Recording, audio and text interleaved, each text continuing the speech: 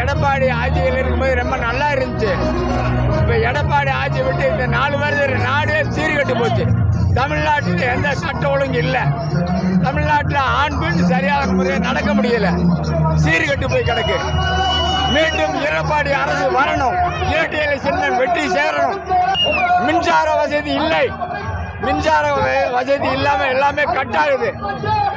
எடப்பாடி அரசுல மின்சாரம் கட்டானதே கிடையாது. இன்று மின்சார வசதி இல்லை. பொதுமக்கள் நடமாட முடியல. பூரா கொலை, கொள்ளை, கற்பழிப்பு இது நடக்குது. தமிழ்நாட்டில் எதனால ஆட்சி மாற்றம் வரணும்னு நினைக்கிறீங்க? தமிழ்நாட்டில் எல்லாமே விலைவாசி உயர்வு, எல்லாமே கட்டுப்பாடு இல்லாம விலைவாசி உயர்வு, பூரா லஞ்சம் ஒழிப்பு, லஞ்சம் ஓவரு. இதெல்லாம் எது வாங்கினாலும் லஞ்ச ஒழிப்பு துறைகள் இருந்து பார்க்க மாட்டாங்க. அவங்க வேண்டியது வாங்கிக்கிறாங்க.